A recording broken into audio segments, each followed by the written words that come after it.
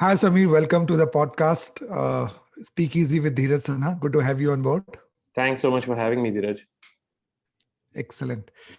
So, Sameer, I was today morning. I was remembering how we met. You may not remember because so many guests walk in through the door. This was the peak of Bombay Canteen, right? Right. And I wasn't getting reservations, so I was calling one after the other and saying, and I was being turned down.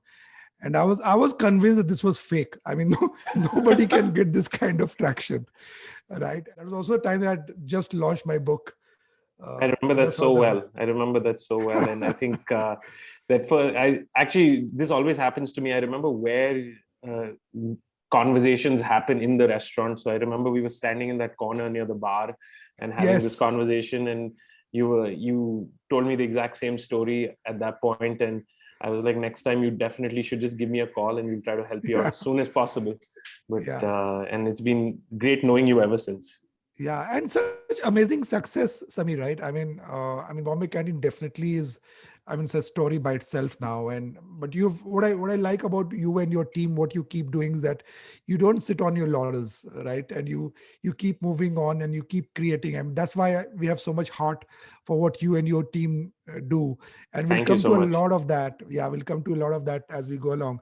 But I wanted to start a conversation we've never had, and I figured that you've been a finance guy, right? And from finance to restaurant, and there's a specific context to this, right? Because in advertising we joke that our stomachs are the biggest organs.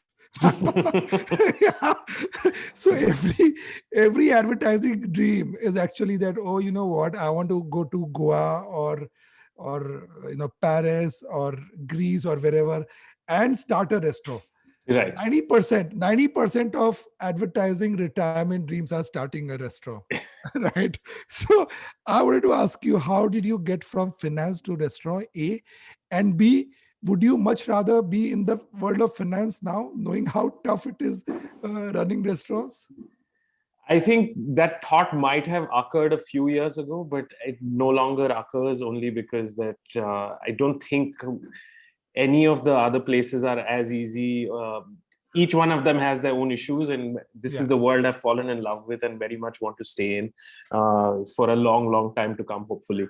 I think going back to what sort of made me, sorry, move from finance to restaurants was, I think it was always this, as they call it, a kida in my brain that wanted to do something around food, but obviously had a fairly sort of good set of advice through my teens and early 20s to say no, go to college, then go do an MBA, then go get a good job. Citibank was and actually Citibank turned out to be a great sort of training ground as a 22-year-old, Yeah. right? Like, because Yeah.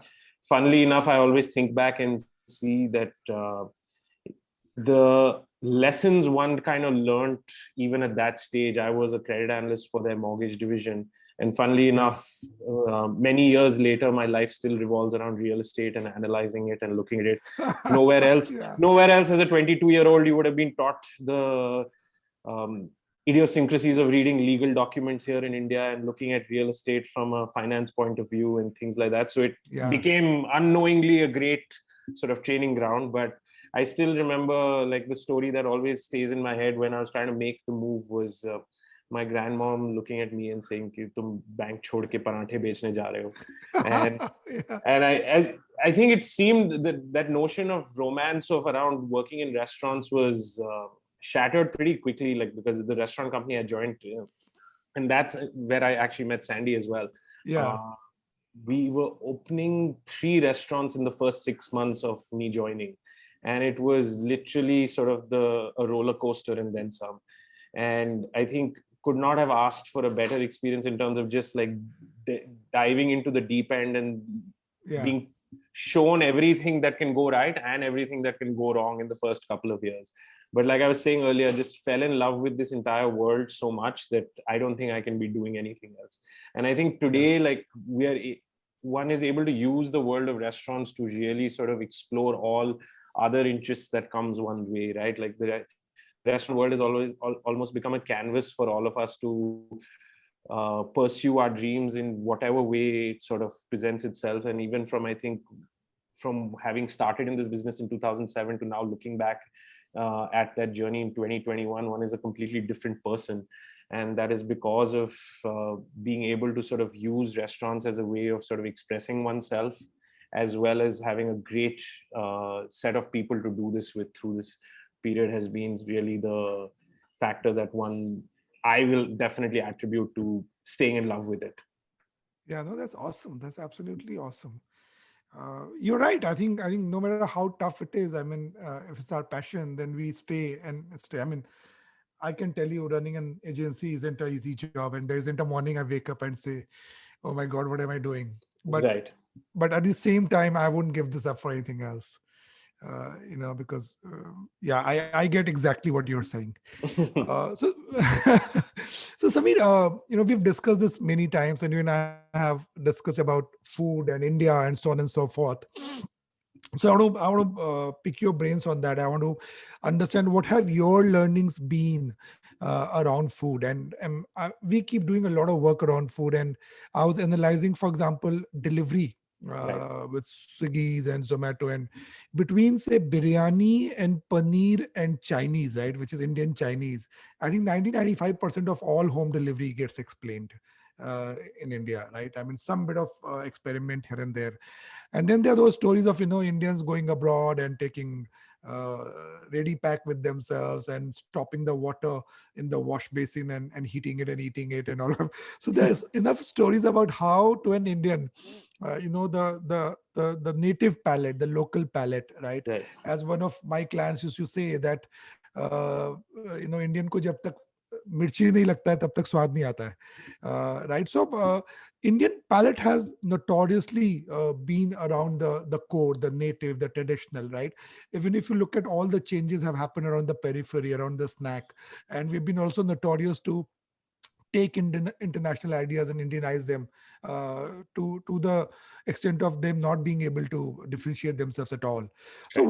what has your learning been on food, palate, behavior through your times as you started building Bombay Canteen and then moving on to O Pedro and Bombay Sweet Shop? So take us through the learnings around food. What works, what doesn't work, and the whole thinking there. Yeah, sure. I think when I started in this business, I think it was more about like just understanding the business of restaurants, so to speak. And I think it took me leaving India to truly understand that why people will always come back to restaurants is not because of that ambience, not because of the music you play, not because of the scene you create, but because of the food. I think Mm, food is so deeply emotional at every level that unless and until you don't focus on the food, nothing's going to happen. And I think I still remember the first time that sort of realization started coming in was it was my first job in New York. Like right after Delhi, I moved to the US, studied at Cornell's hotel school, where Yash, who's my co-founder now, was my classmate. yeah. And we started having as the good two desis following the F&B track. We were like, kabhi jaake wapas restaurant kholenge. So that conversation started there, but he went off to Singapore at that time, Chicago, and then Singapore. I went off to New York. And I remember standing, it was a French restaurant that I started working in New York City. And the first 3 months was just spent every afternoon, you spend half an hour to 45 minutes eating the food, drinking the wine. Well, by drinking, I mean tasting, and having Yeah. conversations about like what is it and how is it that you can sort of take people through a journey on that, through that food and drink, right? It wasn't about here is a menu and here we are supposed to just be able to take the order and give it to you. It was so much more Yeah. than that. And I think that was it took me by surprise, because like it almost became like this continued education versus just doing another job. Yeah. um, as life would have it, like that job didn't last well, because I think so there's so much to be said about the culture of the places you work in. But I think I was fortunate enough to have Chef Floyd as my boss right after that. And that was one of my Right. main reasons for moving, because I was supposed to get that job right after graduating. That project got delayed, etc., etc. But I was lucky that 7-8 months later, our paths crossed again, and we were able to reconnect, and that happened. And we helped open a restaurant there called North End Grill, which was part of the Union Square Hospitality Group there. And truly it was Floyd who completely like was my first teacher to teach me about food in a way that I'd never experienced before, right? I think it was so much about balance, it was so much about flavor, it was so much about where your food is coming from, all those sort of notions which we now are so ingrained in everything that we do at Hunger Inc. I think started by learning from him. And I think how we went about thinking about Bombay Canteen was really Yash and I we started talking back in 2012 about what kind of restaurant we want to open. And at that point, everything, if you look back at 2012, you either went to a restaurant which served Asian cuisine or continental food if you wanted to go out. Indian food was eaten at home or some version of Moti Mahal in your city, and you knew your order before you even walked in. You're gonna have like butter chicken, naan, dal makhni, some version of paneer if you were vegetarian, and that was it, right? Like the new. And I think now looking back, you realize that growing up, that's not what you ate. You ate seasonally. You ate what was very, very regional in your part of the country. I was fortunate enough to grow up in Bangalore, Calcutta, Delhi, and travel around because my dad was in a job which had that as part of it. And you ate very differently in different parts of the country. It had not become homogenized to the point where Indian restaurant meant dal makhni butter chicken, and otherwise you went to an Udupi restaurant where it was South Indian food, and everything in between was just relegated to being eaten at home and was considered to be boring. And I think it was being in New York and being in Singapore for Yash, like we started having this conversation about what was happening in those two cities and what was starting to happen there. Not starting to happen, it was definitely pretty much prevalent at that point, was people were taking what was nostalgia around food, memories around food, and contemporizing them and making them relevant for today's generation, so to speak. And nothing like that was happening back in 2012 with Indian food. And the answer to us was obvious, that we formed the sort of ABC of this idea and then took it to Floyd, because we knew we couldn't ever cook the food. And it was just serendipity at that point that Floyd also was in the mood to do something in India, and he and I had worked for about a year at that point. And the three of us came together at that moment, saying that we want to take a restaurant or create a restaurant back in India which hopefully celebrates Indian food in a way that it's meant to be. And that was our first sort of steps towards that understanding of what would work in India. I think at the end of the day, we opened with a certain point of view back in 2015.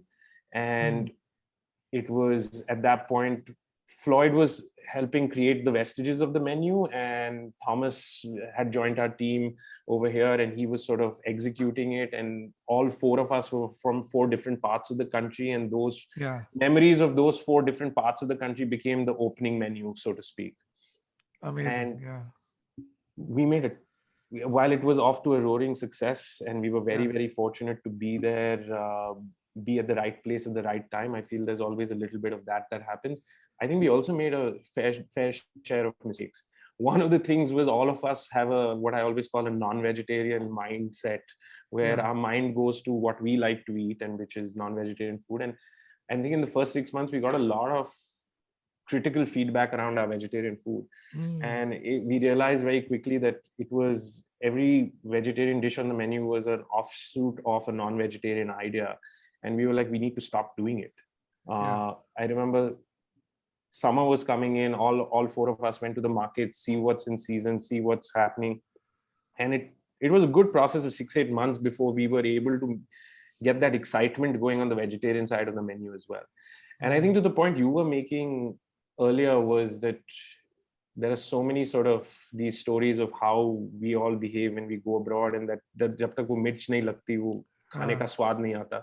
It is so true, right? Like I think what we've realized is this, so like flavor is so important to us growing up. Like we are so used to having peak flavor all the time. Given that we use so many spices, given the liberal use of souring agents in the country, liberal use also of very multi-textural, right? Very papad, dal, rice, pickle, textures, and they all it's why chaat merge. It's why chaat is You go to any part of India, like Absolutely. chaat will be number one.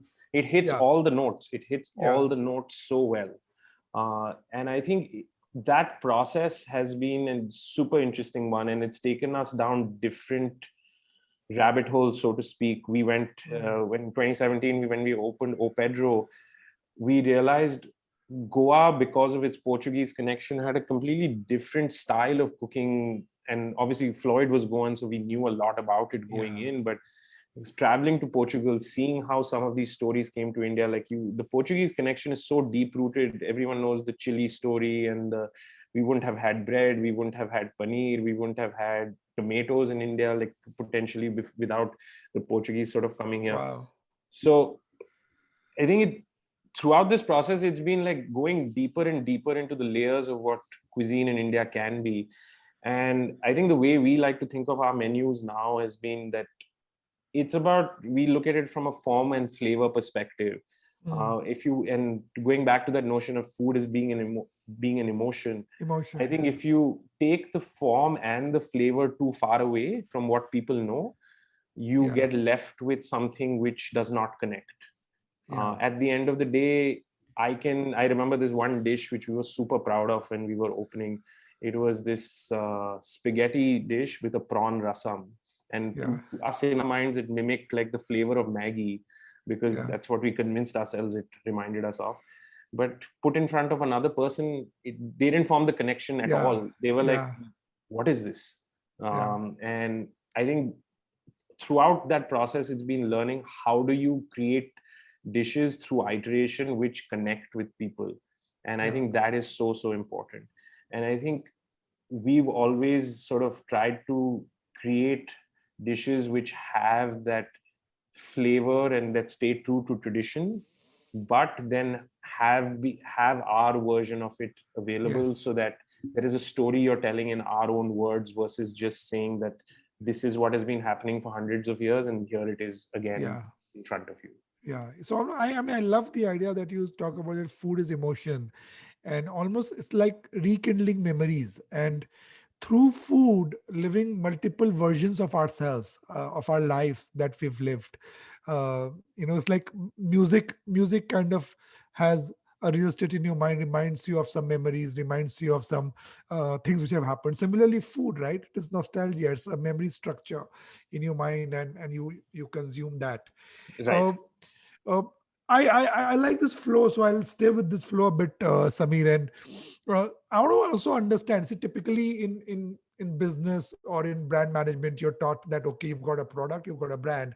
Now keep extending, right? So you've got a Bombay canteen and 15 Bombay canteens, and there can be Bombay canteen heavy, there can be Bombay canteen light, and so on and so forth. Bombay canteen north, south. But you've not gone that path. You've gone and done an O Pedro. You've gone and done Bombay Sweet Shop. How are you looking at portfolio? What is the principle around which you guys are thinking expansion? How do you think expansion? And would these brands travel, and in what formats? Sure. I think for us, I think this was largely driven by our collective experiences in the restaurant world between all of us. Like we all worked with other companies at that point and Yeah, seen the pros and cons of expanding, right? Like I had seen it very early on. The same company I opened 3 restaurants with, we spent the next couple of years shutting 7 restaurants as yeah, well. Because I think the notion is that if you've got a good idea, now let's go 1 to 4 to 10 to whatever, and that's how you grow. But I think the idiosyncrasies of India in particular are harsh. As a business, we are very, very real estate dependent, which mm, is, and real estate pockets and development is depending on which sort of niche you are catering to, which segment you are in. Where I think QSRs have different model altogether versus restaurants such as ours, where it is very real estate heavy. At both mm, Bombay Canteen is about 4,000 square yeah, feet. Opedro is about 2,700 square feet. These are not small restaurants and not cheap to build at all. That being one factor, coupled with the fact that going to a Delhi versus Bangalore versus Bombay is like going to 3 different countries. Palates yeah, change. yeah, The whole thought process changes in terms of how pricing is considered. I feel eating behavior changes completely depending on which part of the country you're in. So suddenly you're faced with sort of externalities which don't make scaling easy at all. You're almost setting up from scratch in different cities and I don't think I can just go from say Lower Parel to BKC with the same restaurant and say now I have expanded. You're going to eventually cannibalize on this piece because people are coming to you for a unique experience. You have to understand your reason for being in the business, right? Like if people are coming for a unique experience, just because you're making it more convenient to have the experience near their home doesn't mean that it's going to do well all over again. So I think that these have been sort of the foundational thoughts which have driven our version of expanding. I think we are all extremely ambitious as a team and wanted to expand, but we said if what's driving us is the thought and what we're passionate about is taking traditions of India and celebrating them in a different way, why not look at the format changing completely? And this was sort of that led to a thought with Yash back in 2016. I remember he was traveling through to New York to help Floyd. Floyd was opening Pawala at that time, and he was traveling through Paris airport on one trip and through Istanbul airport at one trip. And at both duty frees, there are these very sort of seminal food products that are there that speak of the country, which are very easy to pick up. You suddenly have a gift in your hand. You suddenly feel you are taking a piece of that country with you home. But when he started thinking about like, what does that mean for India? It typically meant like a box of spices or chai. If you wanted to think of alcohol, you took Old Monk, which to us is great. But if you give it to someone else, they'll be, it's basically lighter fluid at some level. So I'll still drink it on a cold rainy day like today. I would still love a old Monk and Coke, but I don't think that's a memory that'll be universal. And I think that's kind of what triggered the thought that if we want to do something that celebrates India, can it take the form of a product? And we went through a lot of iteration in terms of thinking, in terms of what kind of products would we like to take. And we finally settled on the world of sweets because we felt like this was like Indian food as a whole. The world of sweets had never been looked at from a storytelling perspective where you start delving into it from every angle. And I think, again, one of the learnings, going back to your previous question, is like travel has been a huge part of what has driven us to understand what food in India can be, because our food is not documented. You have to talk to people, you have to experience it yourself to understand it. And that kind of started the journey where we started delving into the world of mithai. We were very fortunate at that time.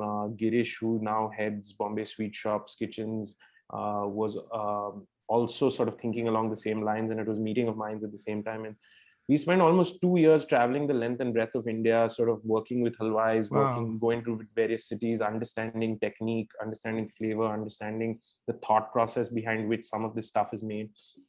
And Floyd would always say this: unless you don't take the time to understand tradition, you can't have your own point of view on it. And I think we took that very, very seriously when it came to Bombay Sweet Shop, because we felt like if this was to go into people's homes, you won't have the same, like you walk into a restaurant, I can explain to you a thought process. Here you have to take the time to figure out how that thought process will travel almost through packaging, through the product, through various other touch points, etc. And Bombay Sweet Shops become our first sort of, hopefully our first foray into the world of food products, where we feel that I think you can transport that magic of food being an emotion to people's homes. And mithai as a category anyways always enjoyed at home. Of course, it's enjoyed in the shop as well. And I think all of that came together quite beautifully as a thought process for us to be able to take this step. So I think as we're thinking about, to your question earlier, like how are we thinking about expanding, I think restaurants will always be our first love. But as we look at growing, I think it's going to be a combination of those restaurants, as well as how do you take the flavors that we are creating into people's homes. Like the last year has been a watershed moment in more ways than one. And one of the things is that we've also had to realize as a business that we can't have all our proverbial eggs in the dine-in restaurant basket. That has meant looking at things like delivery from a very different lens. It's not just the restaurant food that needs to go, it needs to have its own legs where people that it's solving the purpose of what people want to eat at home. Similarly, with food products, like Bombay Sweet Shop is one category. We've also experimented. O Pedro has O Pedro Deli, what we call the O Pedro Deli, where Hmm. we've got butters and breads and hot sauces, Yeah. etc., which we're experimenting with. These are all nascent ideas right now. Yeah. But the whole thought process is amongst these three channels, so to speak, you are able to then create the right kind of products that can go into each channel. Like one of Yeah. my favorite experiments from last year has been to create a gin in collaboration with our friends at Strangers and Sons, Yeah, I know. Perry Road, I mean, Peru, I which, I got my hand on that, and it was awesome. yeah. So, and I Still think waiting for the next round. Yeah. hopefully soon, hopefully once guavas are back in season. Yeah. No, Uh, but what I also loved was that you sent a small pack with it, with the spices. I mean, so right. I get the point that you're making, that it's not just about food as a need; it's about experience. I mean, and delivering that experience is critical to the core of what you're Right. doing. No, Yeah. completely. And I think there are many, many ways to do that. And I think we're just scratching the surface as far as doing it. I think as Yeah. a organization, we're realizing as we are moving away from just being an operator of restaurants to also doing food products which are going directly to consumer, Yeah. living digitally, doing being on delivery platforms, etc., etc. It's a different skill set that we also need to start building now as an organization. And it's been a fairly challenging time, but also it's been a very reflective time in terms of being able to Yeah. think through what will it take to succeed now in this space. I Yeah. think our skill sets developed till 2013, which brought us to the same idea and the table, were very, very focused on running a great restaurant. Hmm. That skill set almost needs to evolve now, and we need to grow our family and our village in a way that we are able to then have the right and the ability to play in Yeah. the digital world as well. And Yeah. that is going to Yeah. look very, very different from, it's going to be, I feel, a combination of the offline and the online world. Yeah. Hopefully once lockdowns are behind us, etc., I don't Yeah. think you are going to go away from people wanting to enjoy restaurants, enjoy experiences, but how do you even translate them digitally is going to become a really Yes. important part for Yeah. us to solve. Yeah. And we are super excited to be able to solve that. Yeah, it's a great time. I'm having a great time having a chat with you. Same here. Yeah. So switching gears a bit, and something that you started talking about, Sameer, before we went into the break, right? I mean, obviously, pandemic has accelerated digital, right? Some categories have been affected more, some less. Definitely dine out, hospitality, travel are categories which are impacted in a huge way. There will obviously also be a revenge comeback, right? My friends in the US are sending me screen grabs of how Miami to San Francisco is $1,500 a ticket, and so on and so forth. So that's going to happen as well. But I agree with you that things are changing fundamentally forever in a big way, right? I also want to pick up the point that the whole idea of delivery of food at home, right? Brands, platforms, they've all been built around efficiency, right? Right. It's all about how fast can I deliver, how quickly can I deliver, from how many places can I deliver, how many things. It's all about logistics. It's all about efficiency. It's about time, right? And I often feel that it has taken the whole juice and joy away from the idea of food, which is about enjoyment, memories, experiences, right? So the delivery ecosystem is absolutely opposite of the food courts, if you're to like. And your fundamental premise and promise being around experiences and memories and rekindling traditions in interesting way. So how are you looking at navigating the world of digital, the world of delivery in the new space? That's something I want to explore with you. Uh, I think it's been, I think just the way I think we started scratching the surface of the world of food about 8-10 years ago, I think we're scratching the surface as far as what it means to be an F&B company in this digital age. And the last year, as I was mentioning earlier, has been a time for us to experiment a lot and learn a lot through this. In the first lockdown, when it started last March, we had just launched it. Bombay Sweet Shop launched 15 days before that lockdown.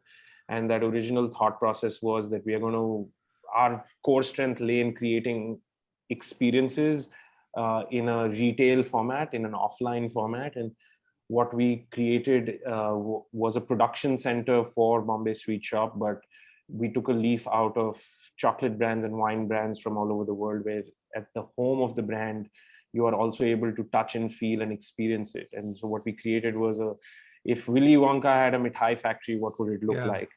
And it was amazing to do that, but we never got a chance to even use it in the way we had imagined it, because very soon we had to learn all the acronyms from D to C to APIs to whatever not, to make sure that people were getting what we were creating at home. And I think that first level has always been about convenience, right? I think when you start off, it is about getting the product to people in the way they want it. And I think what has ended up happening in the last 4-5 years is, with the advent of Amazons and the Flipkarts, etc., and obviously Swiggy's and Zomatos, there's what has become almost hygiene needs for guests today. Like, even from a brand like ours, on-demand tracking of where their delivery is at the precise location, GPS tracking, has become a need, which is hygiene now. It's not like a feature which is added on, which is wowing guests. And I think as we were going through that process, as we were creating more and more traction in the last few months, it reached a point where at peak Diwali, we were dealing with thousands of orders a day.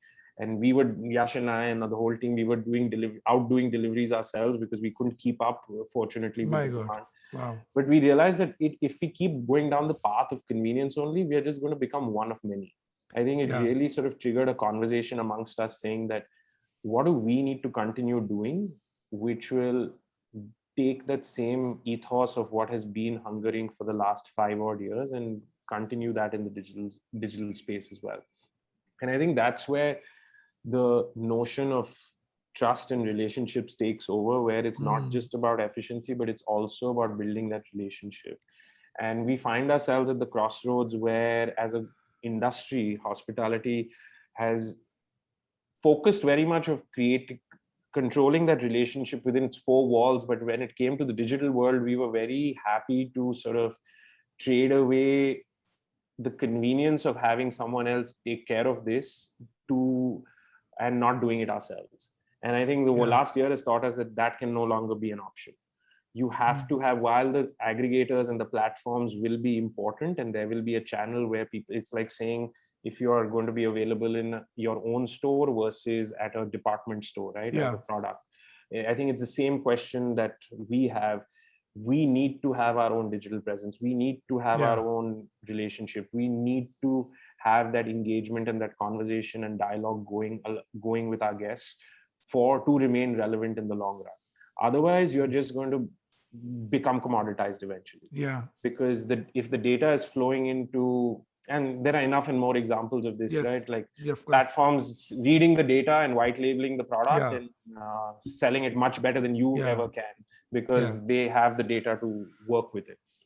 So it's been, and we are just starting that journey. I feel we are making our first steps towards thinking digitally, where how do we create a more trusted environment? How do we create a more effortless environment? How do we create a more personalized environment for that guest experience to happen digitally, so that people are able to come to us and really, really create memories, not just through the product, but hopefully through that journey as well, which they take to us from discovery to fulfillment. And I think, have we solved it? Not at all. But to give you an instance, one thing that became very, very important to us, medium for us, was WhatsApp. And I think a lot of our, and this example kind of speaks to both sides, right? Like us trying to create a new channel for that conversation is pointless, because the customers and the guests are telling us that they want to talk on WhatsApp. So it's the onus is on us then to figure out how do we use that channel. But what we also realized was a lot of time was being wasted for our team members dealing with just normal queries. Where's my delivery? Mm. What is the menu like today? Just basic hygiene questions. So that over the last couple of months, and Yash has been leading this project where, along with another company that works very closely with WhatsApp, we've developed a bot, and the bot's name is Bundi, for Bombay Sweet Shop. And the aim of Yeah, this is to sort of automate everything which is hygiene and not will not add to the experience in any significant yeah, way. But what it does is two things. That convenience is, as I was saying earlier, required now. But what it's yeah. also doing is it's freeing up time for our team Yes, members to be able to have the deeper yes, conversations and for the more complex queries where service yeah, is required. And I yes. think the combination of the, and again, we launched it a month ago. It's still a Mm. learning process for us, etc. But already, we are seeing engagement levels go up more and more. Hopefully more and more people will start conversing with us and transacting with us on WhatsApp. Yeah, And through that process, what I think our thought process now is going to be that, how do I make it easier to reach someone on our team through technology rather than making it harder? Like, yeah, so often we've had like frustrating experiences on call center yeah, phone yes, numbers where you try every button. Like we all tend to yeah, like press 0, press 9. Hopefully somewhere you'll end up with a yeah, person who will solve your problem. yeah. Is it designed not to get you to a human interface? Exactly. So Yeah, the process of design should be, how does it become easier to have that conversation so that we can build that relationship, so that we can hopefully create that memory. And yeah, that, if that is the underlying principle with which we are working, what yeah, is the kind of technology we need to be using that will enable what we do best versus trying to replace what we do best. And I think yeah, that really is sort of what we are trying to do now over the next many months. And hopefully when you and I talk in a few months, I'll have more to yeah, share on this front. But right now yeah, we are super excited about this, and yeah, again, building a team hopefully that yeah. can execute on this thought process. No, that's awesome, right? I mean, I remember one of the big parts of, say, walking into Bombay canteen, were all the people wearing those t-shirts called bro, Right. right? And that chit chat, somebody will come, even if you're sitting alone, they'll chat with you, recommend something, add something to your order. I mean, that Right. was a large part of the experience, right? And it's tough, but if you can replicate any bits of that personalization, that warmth, through technology, then again you are going back to the idea of delivering experience, and not just food, which is in some ways commodity. Exactly. And I think that it's that warmth and that almost that sense of community that we all go back Yes, to things related to food, right? Like how many, like, I remember growing up, each meal was spent planning the next meal as a family. yes. And Of course. that became like almost like the seed in my life, which has led me down this path of Yeah, wanting to work in the world of food, right? And I yeah, think so many of our memories are created with food around the table. And that's yeah, exactly what we need to be doing, but we just need to be doing it now, knowing that that interaction is happening on the phone, on the computer, yeah, on a chat, yeah, everywhere and anywhere. yeah. And we, as an industry, we need to adapt to that versus saying that no, that's not us. Yeah. No, I was having a chat with DM, who runs retail for Reliance, and one of the things he said is very interesting. He's saying that technology has to mimic the intuitiveness of life. So if the Indian consumer is used to writing the list on a pad and WhatsApping it to the neighborhood retailer who delivers it, so be it. You have to figure your technology to deliver that, right? You Completely. cannot expect people to come and adopt to your technology, and that's a very interesting learning. Samir, I also want to, last time when we were chatting up, you spoke about how, during the pandemic, because food is the only new thing you said, happening in the house, right? Everything familiar, and you're so right, because I mean, it's been almost a year looking at the same walls, same lamp, right? Same Completely. people many times through Team and Zoom, right? And within the boundaries of the house, not much news happening, and your insight of saying that food is the entertainment now, food is the new, and we were discussing the Chinese menu, and then you say, oh wow, that's last week. Now we have Thai. So talk to us a bit more about this change. What are the patterns, when it comes to consumption of food, that you're seeing, and are they different post pandemic? I think it's different, but what I'll also caveat what I'm saying next is also it's of our thought process was applied to our category, which was at a sort of higher average ticket size, and Right. again the Yeah. expectation that Bombay Canteen delivers an experience. Yes. So it was an application to that thought process. In the first lockdown, we realized that we were, as I was mentioning earlier to you, we were basically delivering what was restaurant food only and putting it in boxes and sending it to people's homes, and realized that while it was great in the first lockdown, I think people's tastes have also evolved a year later. We are looking for that. While you could no longer go out for movies, you couldn't go out and meet friends, one thing you could do was order food in and have that moment with your family and your loved ones at home. But you were also then craving something new. So this time I remember when in March, end of March, Bombay went into lockdown. It happened on a Sunday, and on a Monday morning we met as a team and we said, what will we do this time around? And we really wanted to sort of treat this lockdown on our own terms, because I feel the one thing we love to do as a team is to create. And I think if we continue to do that, it would really help us sort of have that sense of ownership through this piece, where again we were going back. Otherwise negativity and despair has been all around us for the Yeah. last few months. Yeah.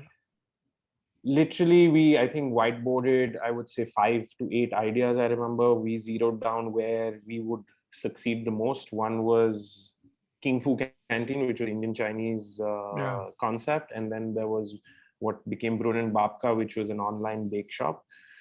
And within 3.5 days we were able to create both, and we were ready to take orders, from testing to Amazing. branding to packaging to all of those things. Because again, I think this is a testament to some of the most amazing people that I've had the pleasure of Yeah. working with, to rally together to make this happen. And I think the one thing this pandemic taught us, that having that agility to move quickly is really, really important. Yeah. Because, and as data showed us, that people were okay with King Fu Canteen, and at 6 to 8 weeks in, we said, let's give them something new in the form of Thai food now. Similarly, our learning has been that what people really want is comfort at home, and not the most fine dining version of something. Mm. So how do you create things from around the world? So we've, at O Pedro, we've created the Pita Shack, which is does Mediterranean food. At Bombay Canteen, we are doing versions of what we call the munchies menu, of sandwiches from all Yeah. over the world, which you will travel far and wide for. And it's been really, really interesting that how each one of these little niches now has a following of its own. Yeah. So I think through this entire period, it's been one of, like, I feel delivery is going to continue to be there as a really important peg for us going forward. The Yeah. onus now on us is, how do you think through what people will continue to want? And I think those changes, it will continue to change as we come out of this lockdown, and Yeah.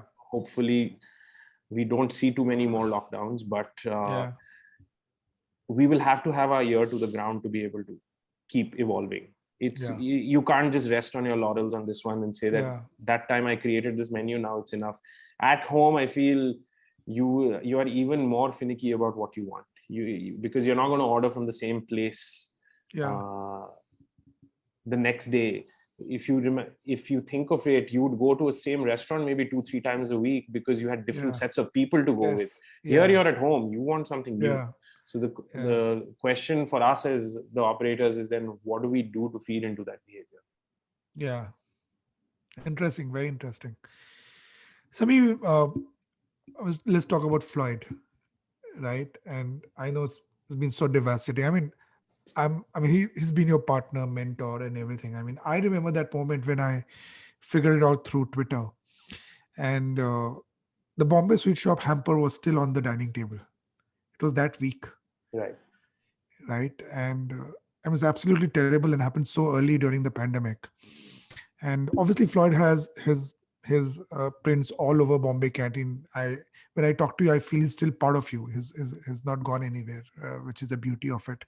But talk to us about just going through that loss personally, culture, people, navigating that, because I mean, we had something similar. We lost one of the colleagues at Leo Burnett, and just navigating that personally for yourself, for culture, for people, it's a tough one on the leader. It's extremely tough, and I think at some level, uh, I think it will take us a long time to get, not at some level, at every level, it's going to take us a long time to sort of get over it. But I think it's heartening to hear what you just said, right? Like his imprint will never go away. Yeah, And that is so true. I think at the end of the day, I was fortunate enough to work with Floyd for almost over a decade. And I think he was family more than a colleague or a partner. I yeah, think that's truly what our relationship was. And I think at the end of the day, everyone at Hungary sort of felt his loss very, very viscerally. What the onus on us was as leaders at that point was, I think through every crisis, what the last year has taught us, that you need to be uh, give people their space to be able to deal with yeah, it the way they want to deal with it, and also be able to, I don't think any of us have ever been prepared for a crisis like this. I don't think yeah, reading any yeah, book, listening to yeah. any podcast, doing anything would have ever Nothing prepared you. prepares you. Nothing Yeah, prepares you. We realize the need to communicate more than needed is actually the need of the hour. mm, This also took us a little more than a little while to realize, actually, because I think the first few months were just spent almost in a trance-like state where you were going through the yeah, motion of doing whatever you're doing. I think a year and a few months on, I'm able to speak a lot more coherently about yes, how we are dealing with this, versus if you tried to talk to me last June, yeah, it wouldn't have made sense, honestly. yeah, And I think through that period, we also realized the what it really takes is that that sense of agility I was talking about earlier. yeah, That as a organization, we've always been about the long term, and mm, that's always great. But now it became about 15 days. Like you yeah, need to have a 15-day plan and hopefully be yeah, able to execute on that, and then you see what just happened, and then you move on to the next thing. I think, and that's going to be our way of life for a little while to come, especially for our industry, which is yeah, so affected by everything that happens uh, from a restrictions and bans point of view on the ground. I'm glad that the governments are being more communicative. The government agencies are being more communicative about, especially in Bombay, about how and when opening up will happen, which makes it sort of easier to plan. But I think at every level, we've had to rethink what it even means to be running a restaurant company, as I was mm, telling you earlier. And it's a new paradigm for all of us. yeah, yeah, So I yeah, think personally, if you ask me, it's been a devastating loss, which it'll take a long, long time to overcome. yeah, I think from a professional point of view, the last year has taught us a lot about ourselves and ourselves as a team, not just as yeah, individuals, which has brought us closer together almost in a way, yeah. to be able to sort of take on what lies in front of us, hopefully. Yeah. No, I agree with you. I mean, my personal experience through the pandemic has been similar. The way people have come together, and I remember we were doing a town hall, and somebody pointed out that never before in a corporate town hall have we heard words like love and family, because for us that's what we were, right? We were just fighting it together to go through. I mean, I remember in April I was doing cash flow analysis, that do I have enough money to pay salaries to people, because we didn't know how deep this bottom was. We had no idea, right? And as leaders, I shuddered. I woke up at night not knowing what the future of 450 people would be, Right. right? And but you're right. I think agility is the answer. We swung very quickly. We launched a workshop and a thinking format called 036, which is a short Yeah. term thinking format. So my whole point was that everything in business and brand is about the long term, about the 5 year and the 10 year. And here, if we don't survive the short term, there is no long term. Exactly. So we built 036, we ran workshops with clients, and these workshops weren't just communication workshops. They were like pivoting the business, thinking of new ideas. So for example, somebody like shadi.com, we built a whole new online platform to get people married, weddings from That's home. amazing. Yeah, so we pivoted some of the businesses, new ideas, and so on and so forth, and that's what made us and our clients and our people see through the 2020. As it happens, that once we came out of it, we realized that we navigated much better than we thought we were. And in fact, our 2020 revenues were just 5% short of 2019 revenues. That's So great. we managed, yeah. And the feeling that gave me was that if we can fight this together, if we can fight this together, then we can fight everything. Uh, Right. you know, No, yeah, and it's so much about that ecosystem, right? Like I think just yes, you've been there for your partners, etc. Like we had yeah, similar experiences where from investors to landlords to like it truly takes a village. That's yeah, that, that yeah, yeah, that's really the thought. Like especially like it, people say it takes a village to run a restaurant. Like that's what we've always said, but it truly is, and that's been more apparent and then some um, through the last year or so.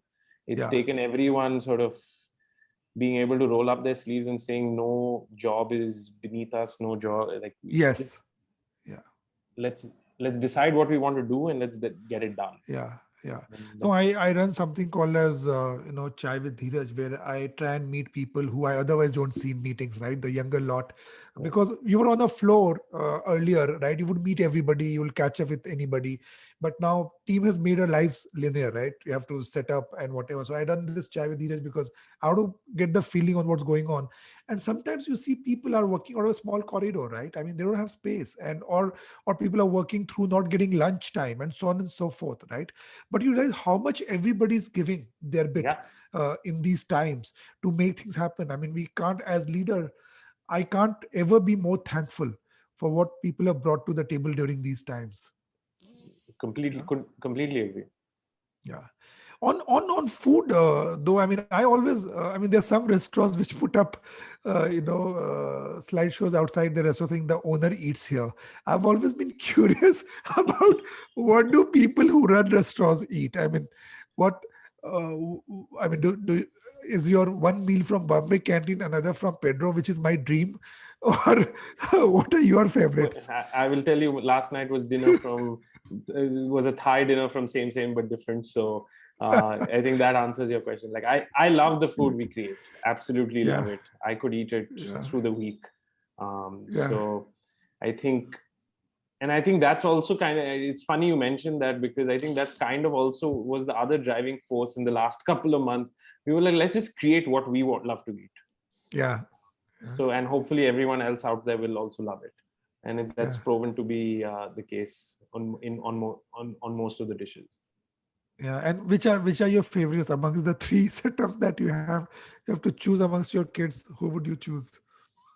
I That's a tough one. I think on different days there are different ones, Yeah, but give me the, like, if I'm craving that sweet, have that sweet craving, the patisa bar is like brings yeah, back all sorts of memories from Five Star and Kit Kat combined, because the way it is. And then uh, the pastrami sandwich currently on the Bombay canteen menu is like food coma inducing, but amazingly good. yeah. So that's a hard one. Like Awesome. wouldn't be able to pick one if you asked me. Yeah, amazing. Sameer, we are coming to a close of this conversation, but I want to ask you. I mean, India today is full of young people, right? The last time we were pitching to a company, the CEO had 3 years of experience. Right, I mean, that's the country we are, right? Young people going out, making their dreams come true. There's a new business thought, business idea on every dining table, every kitchen, every uh, PowerPoint. What suggestion, recommendation, advice would you give to people going out, starting on their own? I think the main thing that has always struck me is don't try to do it alone. I think that whole thought process, that I think it's great to obviously have that idea, right? But I think as you Yeah, realize as you're executing it, it is the power of the team that is going to bring it forward. I am so glad in hindsight that I was able to find both Yash and Chef Floyd to be part of my journey, Yeah. because I can't imagine like going through the last 8 years and especially the last year uh, without that support. Yeah. And you don't know what life is going to throw to you, because I think the one thing, I think everyone jokes about how hard restaurants are to run. I think any entrepreneurial dream is equally hard, Yeah. and having that sounding board, having that support system is so critical to be able to traverse that entire piece. And you can see truly magic happen when the right set of people come together. Yeah. And I think that power cannot underestimate, you just can't underestimate it. I think I drank the Kool-Aid on this a long time ago. Yeah. And if there's that one piece is like, don't try to do it alone and don't try doing everything yourself, because it's 80% of the time, you know it as well as me, like more than 80% of the time, it's rubbish work. You're Yeah. dealing Yeah. with something administrative, you're putting out Yeah. fires, etc. Yeah, it's that 10 to 20% you're hoping inspires you, motivates you, and Yeah. creates that magic. So Yeah.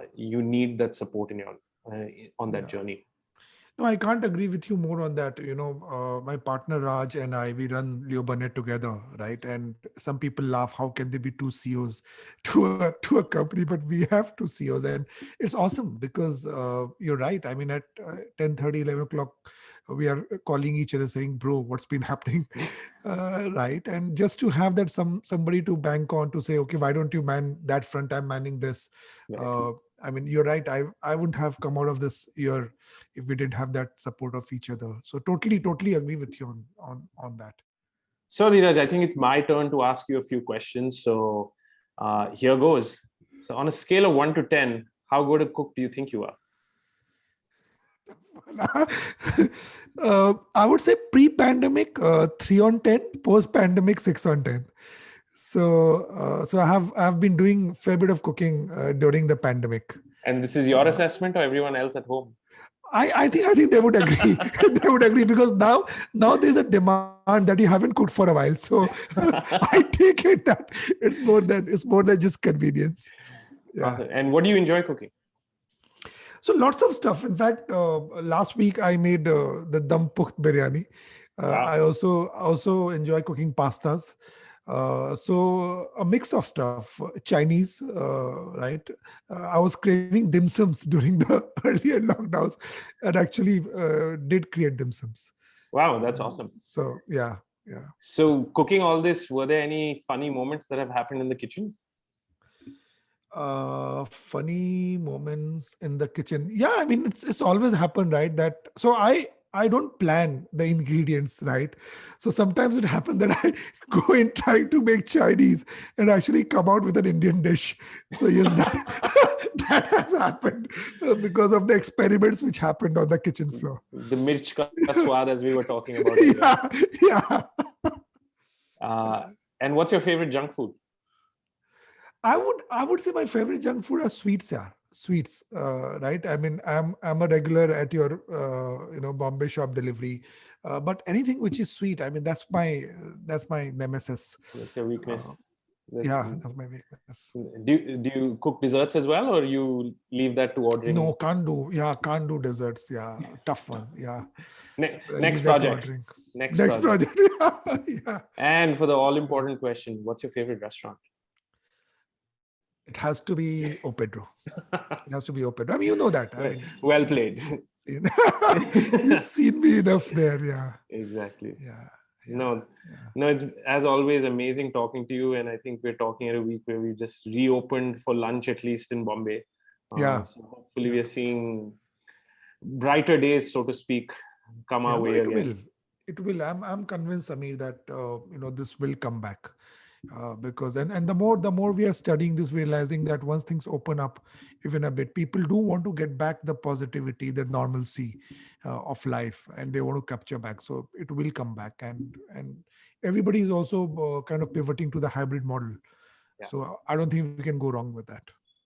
Yeah, hopefully, I think as we were talking earlier, I think the fundamentals will remain the same, but like I think the Yeah. way of conducting ourselves are going to change. So I think it's going to be an exciting time over the next 2-3 years to see how that plays out. Yeah, yeah. Thank you, Sameer, so much. Thank you for being on the show. Thank Great you for having me. conversation. Yeah, as As usual, always. enjoyed Yeah, this. Yeah. exactly. All the Thank you. best. Thank you so much. Yeah. So, Sameer, if people want to reach out to you and find you on social media, could you tell people your social media handles where they can reach out to you? Yeah, you can always find me at Canteen Sam on Instagram and Twitter. Otherwise, the restaurants are there at the Bombay Canteen, O Pedro, and Bombay Sweet Shop as well.